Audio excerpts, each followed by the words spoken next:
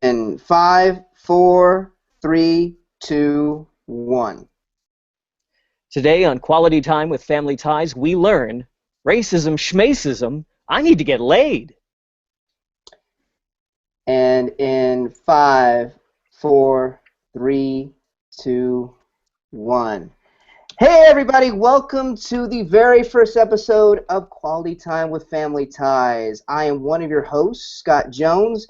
Joining me on this first step in a million-mile journey, Mr. Paul Packler. Paul, how you doing? I'm great, thank you. Awesome. And the one and only Corey Pepper. Corey? Woo! Couldn't be better, floating on cloud 9. Awesome. So, for those of you just listening for the very first time, which would be this episode, which is all everyone, which be everyone.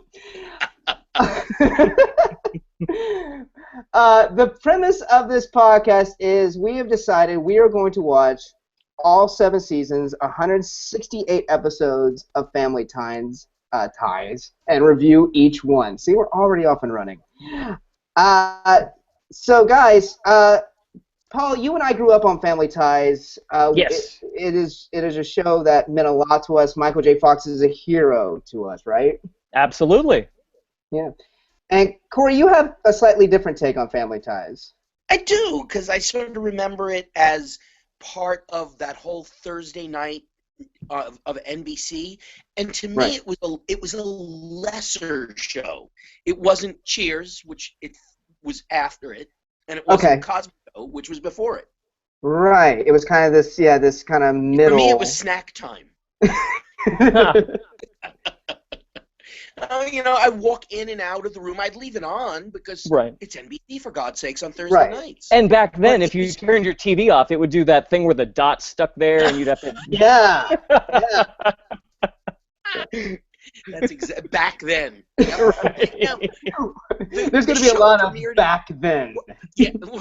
What year did the show come on? It was September 22nd, 1982. So I was almost 2 years old. And Scott, how old were you? I was 3. I was 3 years old. My sister was born that May. So, yeah. Corey, how old were you?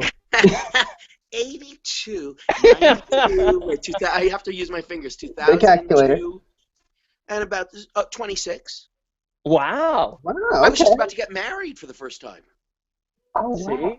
That's going to tie into some of the things that we discussed today. The B story, if you could call it a B story. Yeah, because there's not much of a B story in this episode at all. If there are 2 stories that are dueling for B story, but neither of them, I think, even qualify as a story. That's true. There's really just one plot in this episode. And the other really important thing to remember is they don't let Tina Yothers really speak in this episode. Yeah. She has. I'm going to throw this out there. I mean, before we'll start walking through the plot. But there's one line that she does about the bum being on the bus that I'm going to predict is the best acting that Tina Yothers does. Whatever for the rest. It's all downhill from there, Tina. It's so real. That giggle that she does. It's like it was amazing. I know exactly what you're talking about. When I rewatched the episode recently, all I could think to myself when she said that moment was, that was sort of good, and she was sort of cute at that moment, and that was it for the rest of the 7 seasons. Yeah. Right. She just had that one season where she got the cutesy kid lines, and got that little funny laugh, and then after that, once she got older, it got rougher and rougher. They didn't know what to do with her. It felt like. Yeah. That's another thing I want to follow through this, because Mallory becomes a lot dumber as the series goes on. Yeah, absolutely. They decided that would be a character thing with her, and I don't think it was written that way in the pilot. No, she was very much a foil for Alex. Like, she knew what a polo match as opposed to a game. Right. And she knew about the salad fork, so she was like a foil. She was just a materialist where he was an economist type thing. And right. And it worked out a little bit better when she became dumber, because I thought that became even stronger contrast to Alex, absolutely. The contrast, that's what they went for, was that he's overly smart. He's precocious for a teen, but he's precocious. He'll always be precocious. Right. But and then putting her as being sort of dim-witted, as she got cuter, by the way. Oh yeah, yeah. You know, she got cuter and cuter, yeah, dumber and dumber for some reason, which doesn't speak well for how we portray women on television, but that's how it was. Yeah, right. That's true. And just to jump in, oh, sorry, go for it, Paul. No, I was just gonna say I don't want to say if she's attractive yet because I don't know how old she was. In this I didn't have any qualms about saying that she was cute. No, remember, I'm father most likely to do time. That's true. That's true. We have hashtag that. For your what do you call it? Bona fides? Both Scott and Corey are both dads. Yes. So yes. You are going to bring your expertise of the ties of a family. Corey having more expertise than me. Yes. I'm 2 years in. Yeah. Yeah. Mm-hmm. I'm 27. Oh, sweet God, that's right. He must have been, what was it, 82? You know, he's born in 87. Oh, wow. Wow. But going back to Mallory really quick, they do say in this pilot, like, she's seriously dating the whole Pauling line of she's dating the as Paul described Richie DeFazio. Richie DeFazio, the dirty Italian. Ouch. They are apparently calling. All these Italians in Cleveland, Ohio. Isn't that funny? Oh, did we just lose somebody? Do you have a green screen? I have a green screen on. Oh, no. Oh, no. There's Scott. Okay. It just went weird. Okay. I was thinking, it's weird that Gary David Goldberg would even set it in Ohio, isn't it? Given him. Yeah, there's nothing really much about like them being. I mean, they both have fairly good. I mean, Elise is an architect. Stephen works for the public TV. Not like blue collar working class jobs that you would expect to see kind of in the Midwest. Like a Roseanne or something like that. Mm-hmm. Oh, that's for sure. It was definitely an upscale family. Yeah. So yeah, Ohio is kind of a weird. Can I throw this out there about them being an upscale family? I come from a very strange circumstance where we had a rotary phone in our house that was still working until about 1999.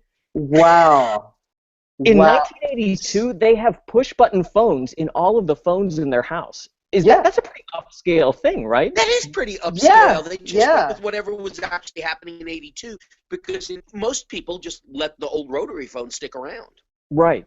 Just kind of hanging in there. It wasn't that it took that much effort. Right. And there's and that phone in that kitchen is used a lot, if I remember correctly. There is always a ton of conversations happening on that phone. There's always an incoming call and always an outgoing call. Somebody has to make a phone call. They used to fight over the phone. Yeah. Well, let's get started. Let's jump right into it. Okay, so I like the opening of this. It's the whole family sitting around watching a slideshow of the hippie days of Elise and Steven. And I thought it was sort of an interesting way of giving their expository stuff very early in the show. Right. Mm-hmm. And very efficiently too. Like efficiently. You didn't need to explain a lot. It's like, okay, we see the slides, we know exactly, who they are. They're talking about the Vietnam War, and their kids are just kind of like over it. So you kind of automatically really got exactly, the dynamic that was about to happen. I love Michael Gross's wig in the slides. Is that what that was? And then they just transferred it to his face? I thought it was a raccoon. It was. It looked like something out of a Cher concert. Like it was really bad. It was really bad. Without the beard, I can't even look at him. He looks ridiculous. I can't even look at him without the beard. Like the first season is a little disorienting with him without the beard. Yeah. There's something. You can't tell who's older, him or Alex. Right. They had to, and he was lucky he had the gray in the beard too when it finally came in. It aged him tremendously, and thank God you couldn't tell that that Alex P. Keaton was close to 30 at the time. Oh, right. He was pushing 50 at the time. Yeah. Yeah. But that was a big 80s thing. Like 30-year-olds easily played high schoolers back in the 80s. You look at Karate Kid, and like all those guys are like 32, 34. Yeah. I think Michael J. Fox was about 22 at the time, something like that. Yeah, so I think that's all he was. Yeah. Interesting thing, I just read that doing some research for the show, he almost did not get the part because of his size. The casting directors didn't believe that Elise and Steven would have a kid that size. Right. It was actually Brandon Tartikoff. Oh, really? The Brandon Tartikoff said to Gary David Goldberg, he said that he hated how on Father Knows Best, Bud Anderson was always so much shorter than his dad, and it looked ridiculous. Robert Young was a tall man. Yep. Oh, there you go. There you go. I've never seen Father Knows Best, but I haven't. So because of that, he and Gary David Goldberg went back and forth. Yeah. Mm-hmm. Very so. And you know who was supposed to play, who the network wanted to play Alex P. Keaton? Yes. Ooh. Matthew Broderick.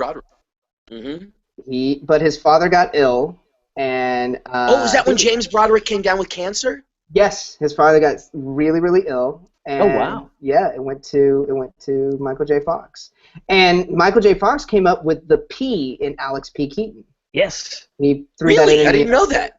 He threw that in the audition. It was just Alex Keaton, and he came up with the P. Yep. Yeah. He put it in. So when there. he does it on the phone, that was the first time. Yep.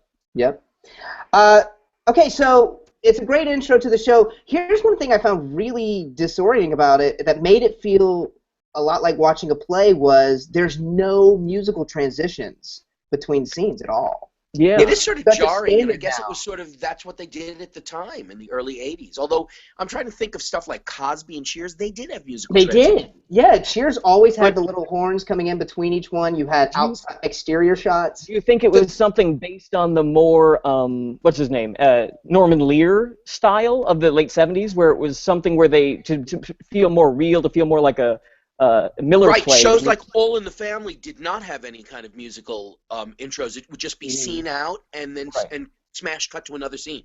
So because this is trying to be a very straight family show, maybe they were in that genre or that style. Mm-hmm. Yeah, absolutely.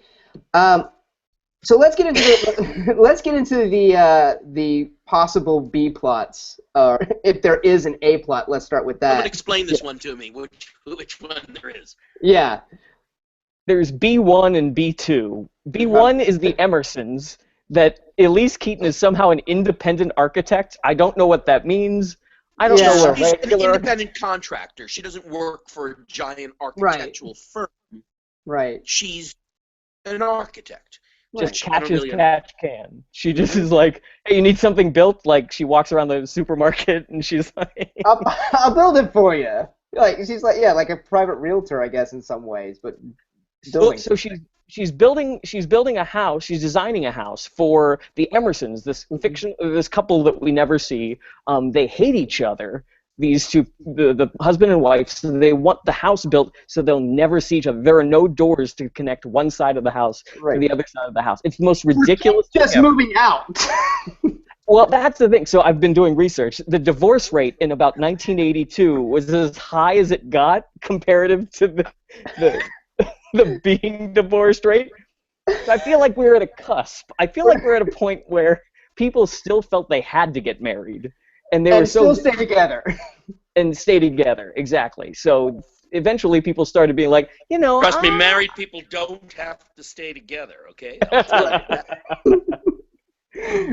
That's, if anything, that's what we're advocating here tonight is married people don't feel like you have to stay together.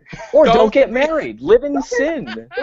Don't feel compelled to stay married if you're miserable. Otherwise, you're going to have to find a private contractor to build you a really fucked up house that separates you and spend way more money than just, a normal. If I was going to be creepy, by the way, about Justine Bateman, I must pause for a moment and be creepy about Meredith Baxter Burney. How is that creepy? I don't know. I found her to be very, very cute at that time. She is. She's really cute in this, and her chemistry with Michael Gross is great. It is. It's a lovely chemistry that the two of them have with each other. Yeah. Mm-hmm. Like the scene, like he just casually tells you, how beautiful she looks, and it's just a nice, sweet sentiment. It's really. Well, remember also at this period of time, we were at a period of time where most TV shows showed couples not happy with each other, not having a sexual relationship, not being particularly loving to each other, and that sort of was very nice about Family Ties.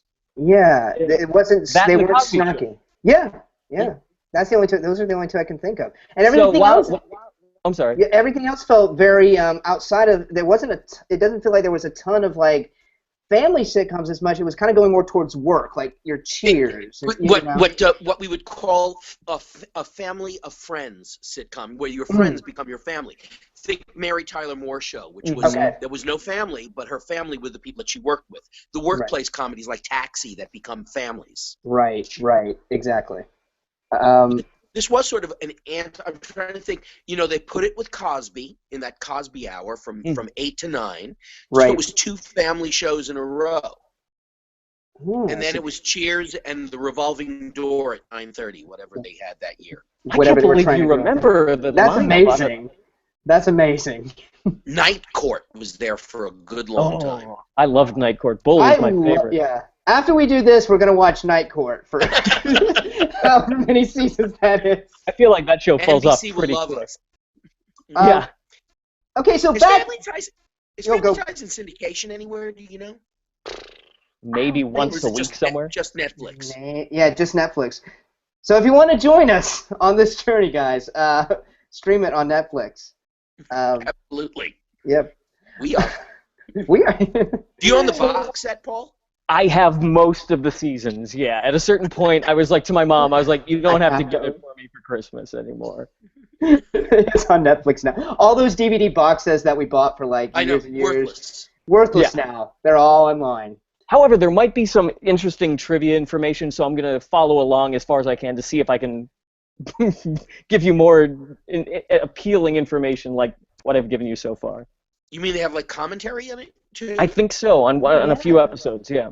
Commentary by Gary David Goldberg? I would say probably the director or something like that, as opposed to the actors. Yeah, because he was still alive at that point when they were probably working on it, so I'm sure. I remember it took a long time for the box set to come out. Mm-hmm. Yeah.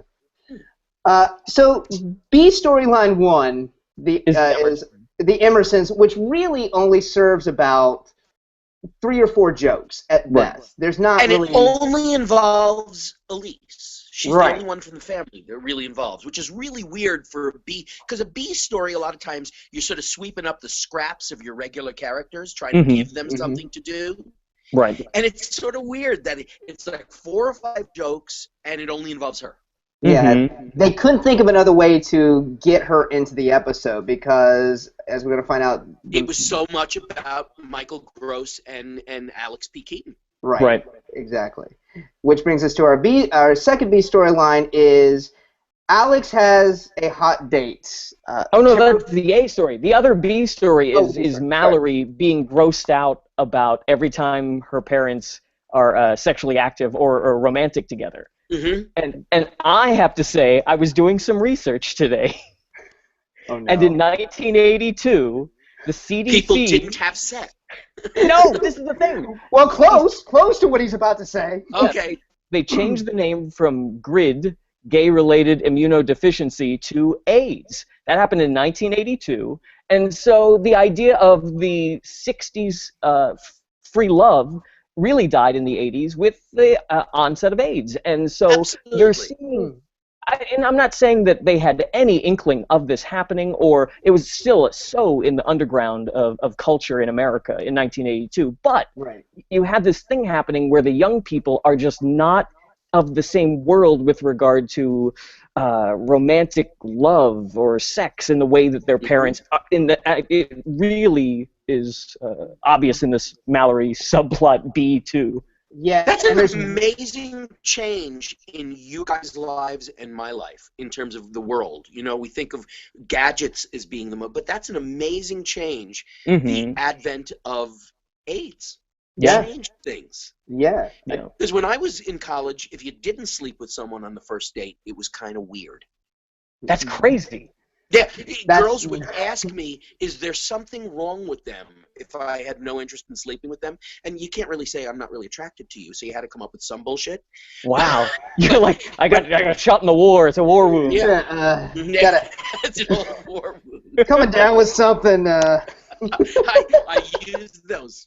Absolutely. But, did you guys know that I had a really close friend who was one of the really early victims of AIDS before it was AIDS? No. No. And, yeah, in New York, in I think it was 81, Okay. he got really sick. We were working together in one of the Broadway theaters, and he got sick and started to lose weight like crazy. And he was diagnosed with aviary flu, a bird flu. Bird flu. Bird flu, that's what the doctor said. And one day he came over to me and he said to me, I am dying. And I said, wow. Did you get a diagnosis of something? And he said, no, but when you know you're dying, you're dying. And he said, that's how I feel. I feel like I'm going to die very soon. And sure enough, he did. Wow. It was really, really weird. And when he died, doctors, I wasn't wearing any kind of protective gear. Doctors, we didn't think it was possible at that. It was so early that we didn't think it was possible to get it from each other. Mm-hmm. And then shortly thereafter, it started to be defined as the gay cancer, the Kaposi's sarcoma. Mm-hmm. And it was right after that. And this guy's doctor, my friend David's doctor, actually became one of the leading people on AIDS research in the country and did some really important research. Who was it? Was it that guy Mello? Dr. something Mello? I don't know. I don't know. I was just reading Wikipedia, so I... As Corey's talking about this, Paul's checking out everything. Yeah. Like, wow, he's fact-checking. Yeah. All right. I already love how deep we're reading into this, like, Storyline 2. If the writer that wrote, no, it was David, Gary Goldberg, right, that wrote this episode. Yeah. It's like, fuck, this was just supposed to be a little girl getting grossed out by her parents kissing. But it wasn't a big sign of AIDS to come. Right. But yeah, again, and you're right. It's barely a storyline at all. Again, it seems just like a little premise that's in there just for a couple of jokes, just for Mallory. Yeah, they had no way of just Mallory. With a sprinkling of mom and dad. Yeah. And because the only thing you get out of Jennifer is just that opening scene of her talking on the phone. That's pretty much, okay, there's Jennifer. She gets a few phone calls from her friend Chrissy, who I think we meet later. We definitely discuss Chrissy in further episodes, so that'll be, be prepared, audience listeners, that Chrissy's coming back. Oh, you'll meet Chrissy. The interesting thing is, in the 80s, we only had one line in a house, typically, and so when people were waiting for a phone call, the line would be busy until you would get off the phone. It would be really jumpy if you were waiting for a girl back in the old days, and my mother was gossiping with one of the yentas in the neighborhood. It would kill me. Get the fuck off the phone, Mom. Glenda Cohen could be calling. Did your mom have a really long phone line and she would just traipse around the house? That's what my mom did. And the phone line got more and more tightly coiled as the weeks went by. Yeah. It's like, for God's sakes, woman, uncoil this snake. Totally. You can go down to the kitchen and cook dinner while talking on the phone from the bedroom upstairs. Amazing. I just remember being scared of actually, calling, like a girl over the phone because you knew that her parents might answer, right? And being nervous and you're hoping that the girl answers. But now kids don't even have to worry about that with cell phones. Well, you're also married, so you really don't have to worry when you call your wife. You don't get nervous. Yeah. Oh, I still get nervous. And then I just rub on girls on the subway, and then hopefully they don't call the police. That's my trick. Subway grope. Yeah.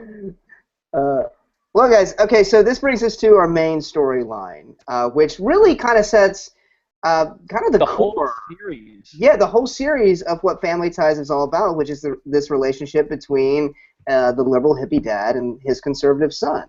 Mm-hmm. So Alex has this hot date, or is trying to get with this hot girl, Kimberly Blanton. Mm. Right? I wish she was hotter, actually, when I see the episode. She wasn't. Yeah, I'm going by what the show makes her out to be. She was not that hot, and when she's first introduced, I honestly thought like she had like some kind of brain damage or like was hit with a brick. That's kind. Because her first line, when she comes over to have dinner with the Keens, is they ask her what she's studying, and it's, well, oh, you know. And to the point that Mallory, who becomes just that stupid. Yes! It's a later foreshadowing of Mallory. She's like, what the fuck is this? What have I stumbled upon? Yeah, she's really dumb. Now, this to me is symbolic of why we should not get rid of the estate tax. Please explain, Paul. Yeah, explain. She is like the Paris Hilton, 1.0. She's like Paris Hilton's mom, and already you're seeing these rich strivers or whatever, her parents, who are able to afford to join a country club, and they're rich and they sail to the Riviera. Right. And then their daughter is this mess of an idiot. So. Oh yeah. You need the estate tax to pool that money, have better public schools, better roads, and help the underclass. That's because death never goes out of style. People are dying right and left every single day. As we were doing this podcast at the graveyard the other day, and people are dying to get in there. At least probably 1,000 people will die by the time this podcast is finished. This is the most uplifting piece of information on all the internet. And so far we've covered AIDS, we've covered death, and the estate tax, so we're off and running, guys. Did you know that the plot of Family Ties is almost exactly the inverse plot of All in the Family? All in the Family was Artie and a liberal son-in-law, Rob Reiner. You're right. And Family Ties is the liberal father with the conservative Reaganomics, with the Reagan period of time. Right. Did Reagan get elected in '82? No, that was the midterms.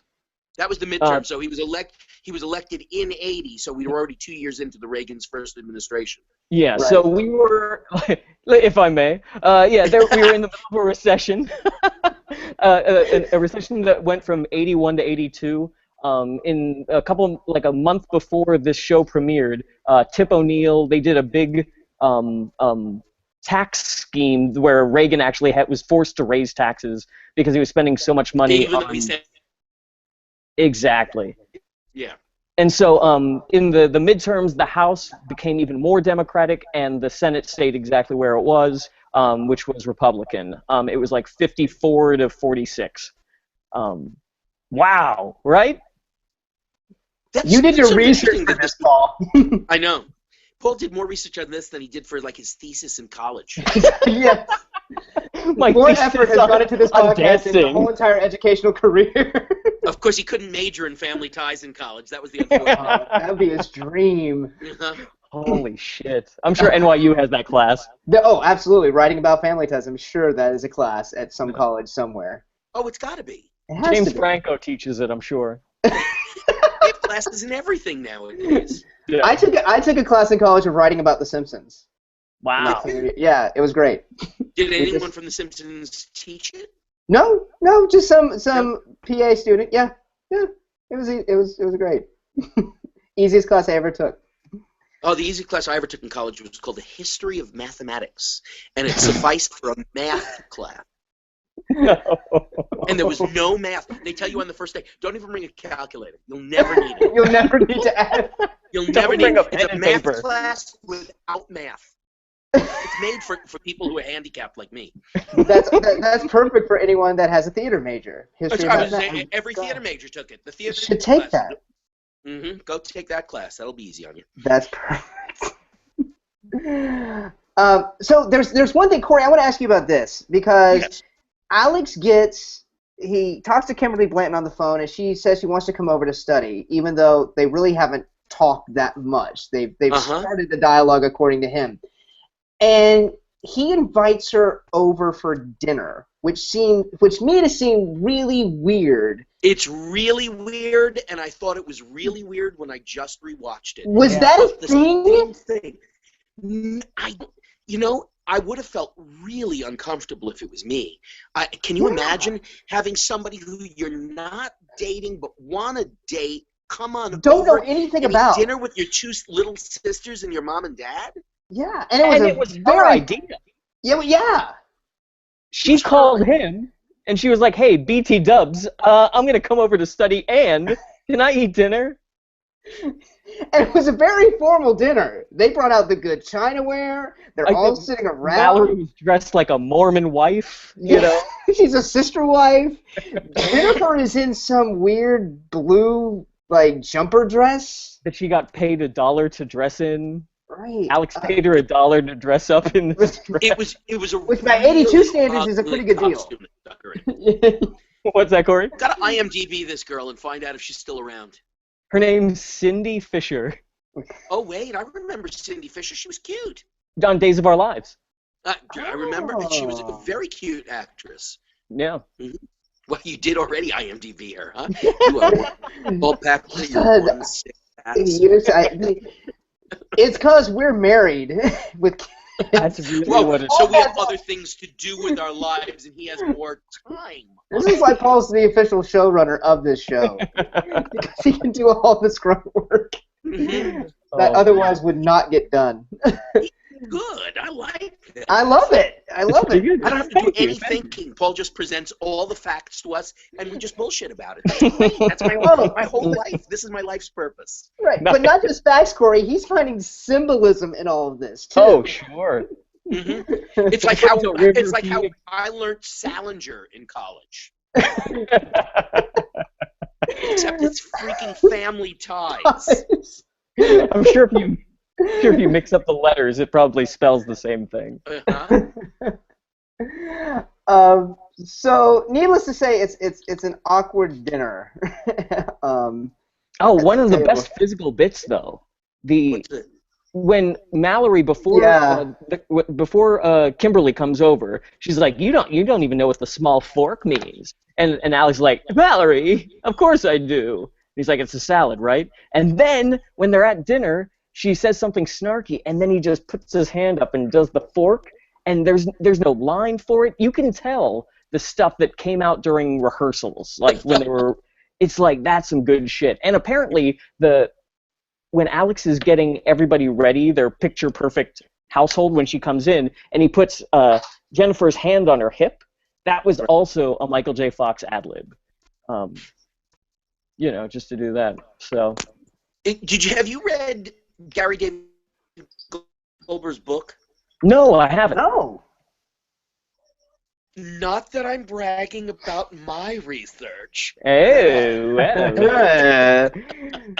But Gary David Goldberg's book is actually very well written, and it sounds just like him. It's just in his voice, and he spills a lot of little beans about things that Michael Fox did. Oh. He was very grateful. He felt it was obviously you don't do 7 years on Family Ties and then do another 5 on Spin City with a guy who's been a pain in your ass. Right. You do it because they're great. They're really good collaborators. And it's so funny because Gary David Goldberg really is so innately Brooklyn and Jewish. And yet somehow or another wrote one of the whitest shows with one of the whitest stars ever. Truly. Yeah. I love the fact that he has Michael J. Fox has this great physicality, but also this great way of delivering a line where he'll take this small second right before the punchline to let the audience anticipate a little bit. Like I was thinking about the where he tells Jennifer to get off the phone. Like it's a split second right before, knowing that the punchline is going to land, and it makes it all the more funnier. So that's why I really believe that's why those two guys work together so well, because he elevates the writing so much. Mm-hmm. He does. I felt him to be incredibly charismatic almost from the first moment on the show.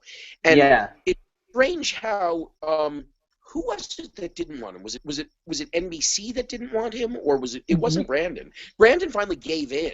Yeah. It was actually like a slinky effect, where it was Gary David that didn't want him, but Judith Weiner, the casting director. The casting director, yes. right. So and the then only reason Gary didn't want it was because he felt he made Alex too much of a smartass.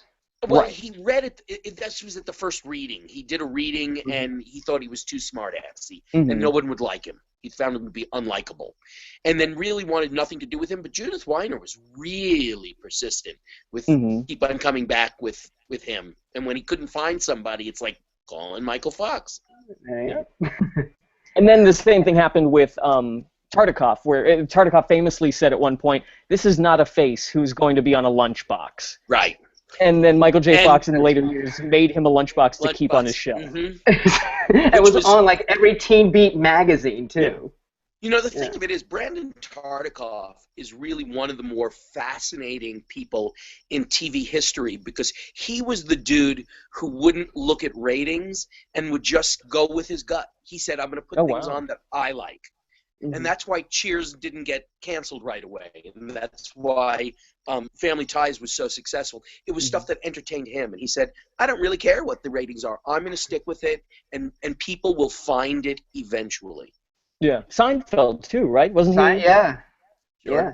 He let shows grow. He gave them, you know, a chance to kind of at least have a second to find their voice and see if they could, you know, improve. And nowadays you're lucky if you get 2 weeks. Really and truly, you know, it's awful. Yeah. Oh yeah. Yeah. And but then most of the stuff is so right. Well sure. deserved. Yeah. So it kind of balances out. But speaking of like the whitest show on TV, we get to our big crisis. The denouement at the country club? The denouement at the country club. Well, Alex wants to go to this party that's right. that Kimberly's having with her parents at this Carlton Country Club. The I think it's spelled with 3 Ks.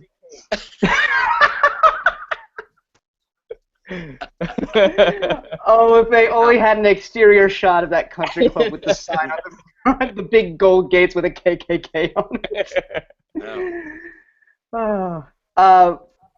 So yeah, and Stephen and Elise get upset because this is a restricted country club where no minorities or any other religion other than, you know, Isn't Stephen does the research and finds this out behind Alex's back?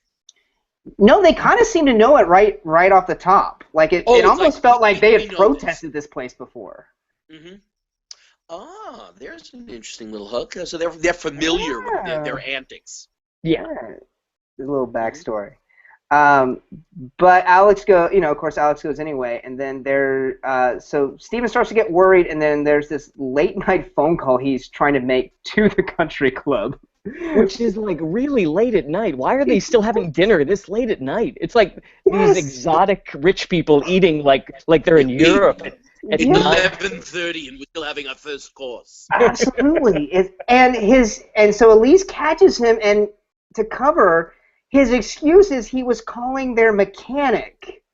At 11:30 at night. At 11:30 at night. And then he's Swedish, but then somehow she knows the motto of Norway. She's like, no, that's the way to well, they need to tell Sven. Yeah. This is a very Gary David Goldberg thing, and it's very. And you're talking about the Brooklyn Jewish thing. It sounds very Neil Simon-y. Every time a character is backed into the lie, the big lie at the heart of a Family Ties episode, they get very funny and very absurd, and they make up something really random and bullshitty that they easily get called out on, and then everybody leaves the room, and then they have their little honest heart to heart. Tell me about it. It's just so weird because it gets very Neil Simon-y when they do those lies, and just like it's Gary David Goldberg tick. Yeah. Well, go with Gary David Goldberg. When you go back before Family Ties, which is obviously the first show it's the first show he created. Before that, he was a writer on the Bob Newhart show. Oh. And I'm trying to think if there's anything before that. What was his first foray into writing? Do you know what it was? No. I'll have it next week. I mean, yeah. I'll get to that. Stay tuned for next week. We will find out. Just a little teaser, you know. It's a cliffhanger. Or if you don't want to wait, just go on IMDb and. Oh, damn it! You kids have the answer to everything.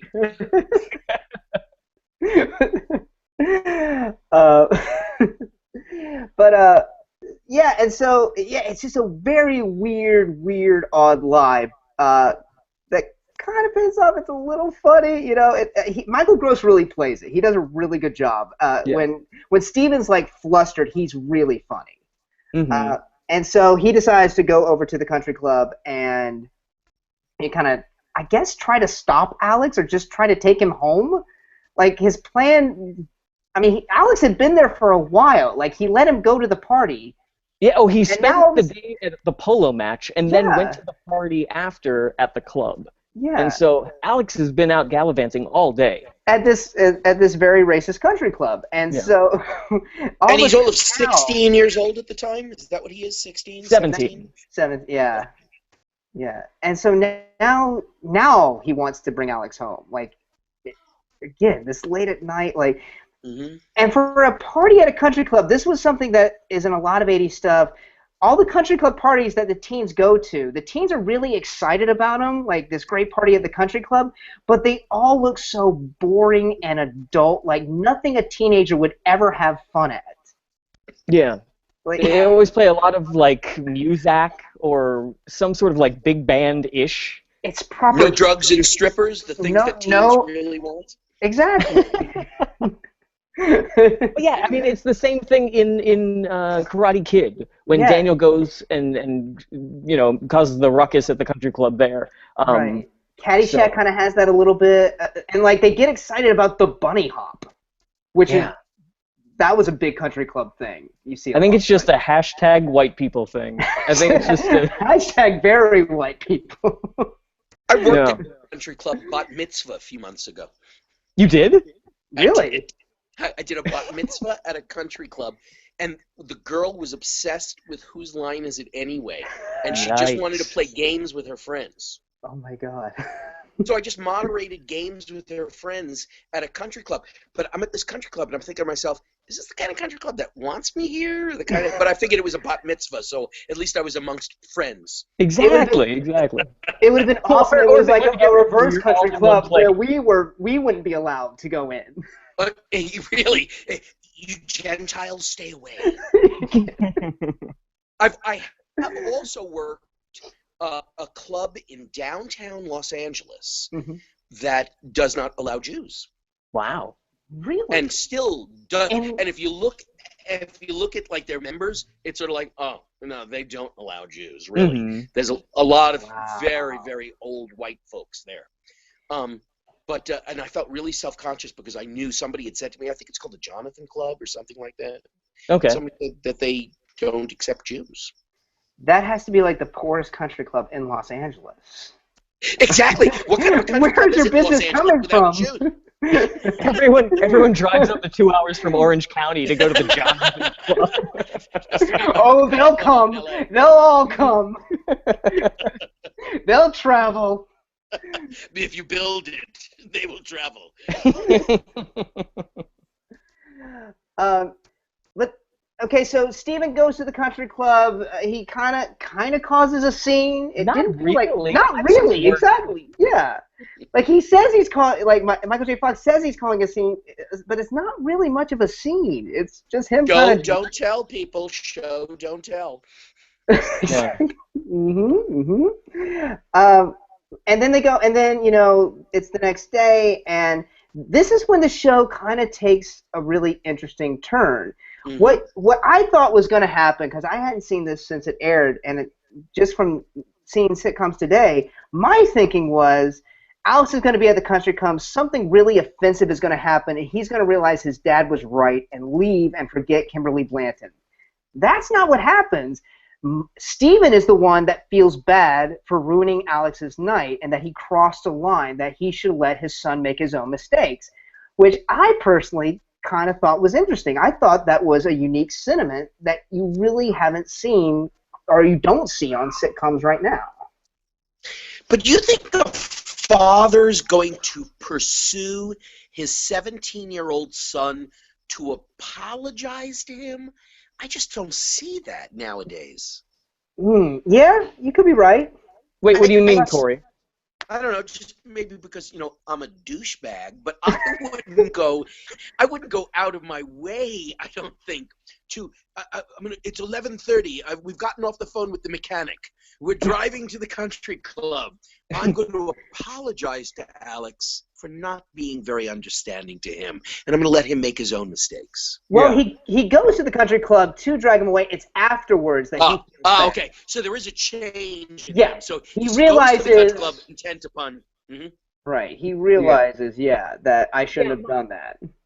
Based on that, I want to say my problem is that this is like when David Mamet was a liberal, quote unquote, and he would still spend the better part of the 80s and 90s like talking shit on women and just being, like a crypto Republican.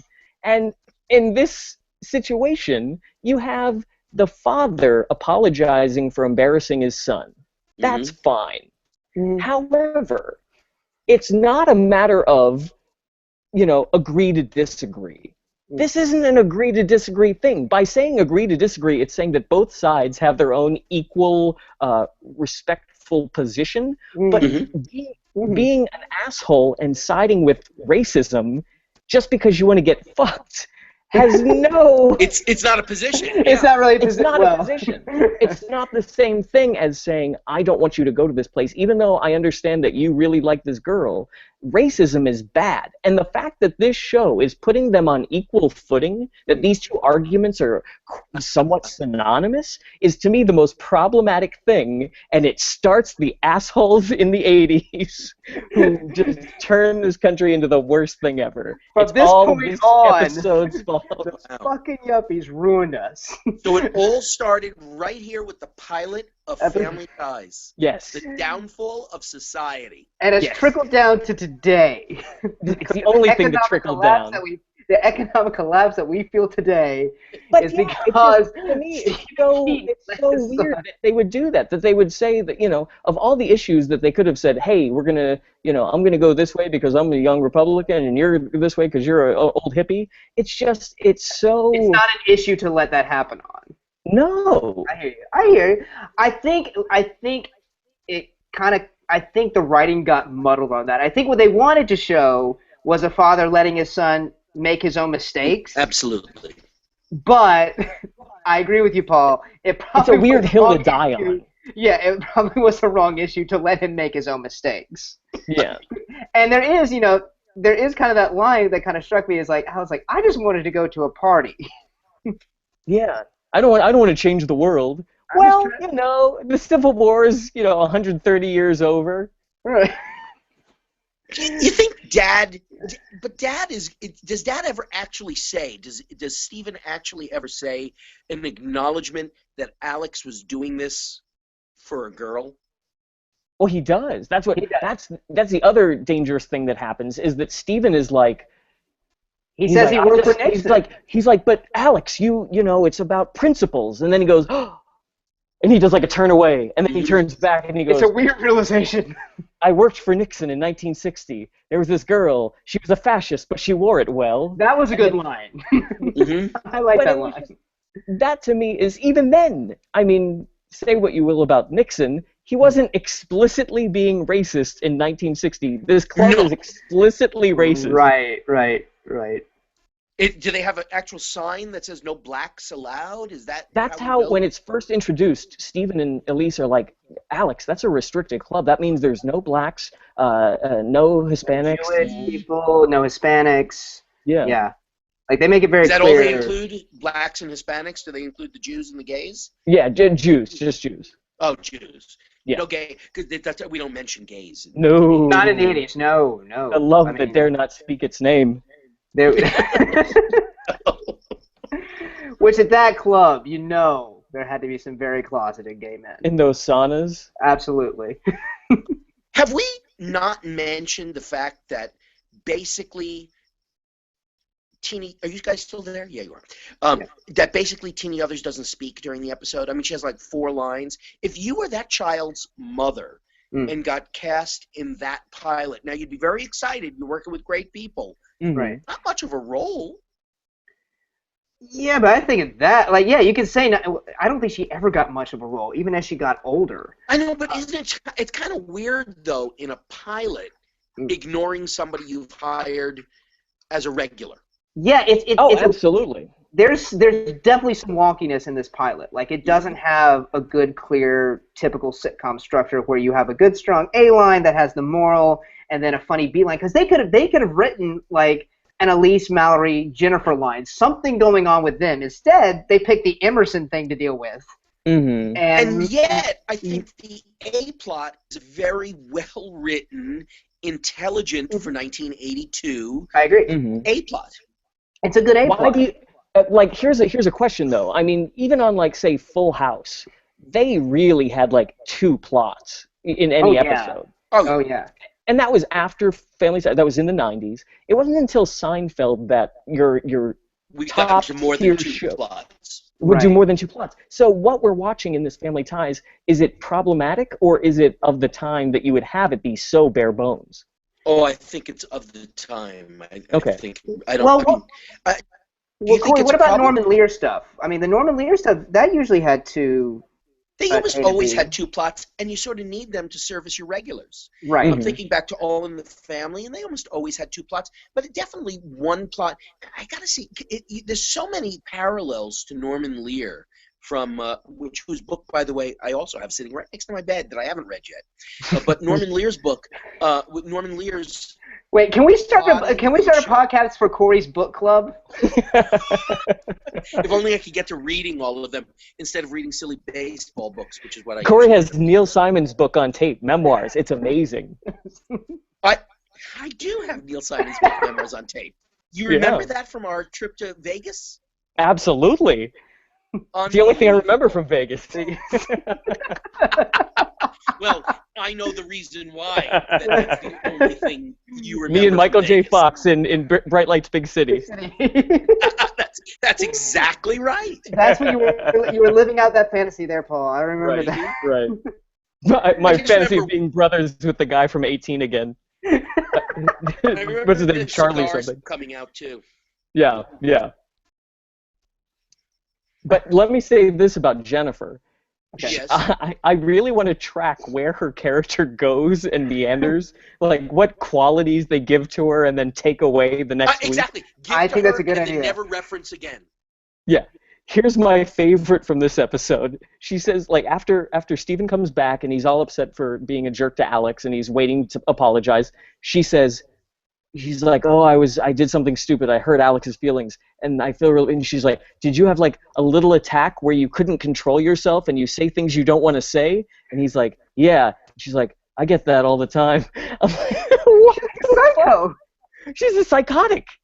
Yeah, she's got free-floating anxiety and needs to be on Xanax, but we're never going to mention it again for the next 7 years. Never. No. But yeah, I always felt that they wrote one kid too many and then added on later, Andrew. But it's like, if they had just kept it at Mallory and Alex, that's a great dynamic going on right there. You got 2 polar opposites. It's this Jan Brady syndrome where they didn't know what to do with Jennifer. Absolutely. Yeah. Hey, did you ever notice that, I think we mentioned before that Alex's character was not written to necessarily be the lead of the show. I think it was really written for Stephen and Elise. It was, right. It was supposed to be their big show. And the rest was an ensemble idea, and then he tested so well after the first few episodes that it actually became an NBC edict to pump up his part. Yeah, wow. Make him the focus of the show. But it's the only show of that period that I can remember being successful when you pumped up a character, because the 2 that I thought of were Fonzie on Happy Days, where the show became less plausible when they pumped up Fonzie, as good as Henry Winkler was. And the other one was Urkel on Family Matters. Urkel became the star of that show, and he's the next door neighbor. You had to wait 15 minutes for him to come over and knock on the door. And then they gave him crazy storylines after that, right? Yeah. But this is the only show where I thought maybe it's because he was a part of the family already, but whereas Fonzie and Urkel were not part of the original families that the show was about, but it became so easy to just make your plots all with Alex P. Keaton as the linchpin of the plot. Yeah, I think it was just a perfect mix of the parents being such good actors, and Alex and Michael J. Fox being such a charismatic and good actor, that they were able to give him a nice grounded sounding board that then when he was puckish or when he was bouncing all around, that they were able to ground those things and push the story forward. And it was just an amazing alchemy that happened that just it's not going to happen on any show when a character might just be a standout. It's everything else has to fit well. Right. And those three are acting their asses off in this. It's really, really cool to see. Like they're amazing together. Well, guys, did we cover everything? I think so. I have Michael J. Fox as a charming motherfucker. I love Michael J. Fox. I love Michael J. Fox. Michael J. Fox is such a natural. Have we hit upon how many books I read? I think we got that. Next week, Corey's book club podcast takes off. Corey, what will you be reading? Pornography. Just my guess. Really? You're sticking with magazines? He's going to read the Penthouse Letters from 1982. I love You telling me you boys did not love Penthouse Letters? Oh, sure. I did like Penthouse Letters, yeah. We're in the 21st century now. I'm not going to keep Beaver Hunt in the present. There is that embarrassment, yep. Well, guys, if you want to follow us on Twitter, you can find us at QTWFT for all the updates, and you can like our Facebook page at Quality Time for Family Ties. We'd like to thank our host and producer, Barbara Dillon at Fanboy Comics, for giving us a home. Fanboy Comics is an online conglomerate of geek media providing its readers with daily reviews, interviews, podcasts that span pop culture. If you love anything about pop culture, definitely check them out. Also, we want to thank Perry Adams for writing our amazing theme song. She beautifully performs the Family Ties song Without Us, which I discovered Johnny Mathis sings in the original. No. With Denise Williams. And yes, Denise Williams. That's 10 episodes in, they get Denise Williams and Johnny Mathis. Oh, okay. At the beginning, because I was like, it didn't sound like Johnny Mathis. Yeah. It's a few episodes in that they start bringing them in. But guys, if you are in New York City on March 8th, Perry will be performing at Arlene's Grocery at 7 p.m. So definitely go and check her out. And also, we'd like to thank Bryant Dillon, who created our fantastic logo and artwork. Bryant is the president and co-founder of Fanboy Comics, and you can follow him at Twitter at Comic Book Slayer. Guys, we did it! Yay! Oh, and follow me at Paul Packler. And you can follow me at Follow Jones. And you can follow me at Corpep. Hopefully something funny happens from all three of us. Yay! Absolutely. So yeah, follow us next. We'll be back next week with episode 2. Do you know what the title of it is? No. What is it? No. I don't know. Wait, you actually asked a question you don't know the answer to? The answer to? I think it's Cherry Baby. I think it's Cherry Baby. Paul will find the symbolism in the title for next week's episode. Well, it seems to come from the Frankie Valli song, which was written in 1960. And as we all know, Frankie Valli was a communist. All right. So, guys, this has been great. I'm Scott Jones. Paul Packler. That's Paul Packler. That's Paul Packler. That was smooth. Thank you. And we will see you next week.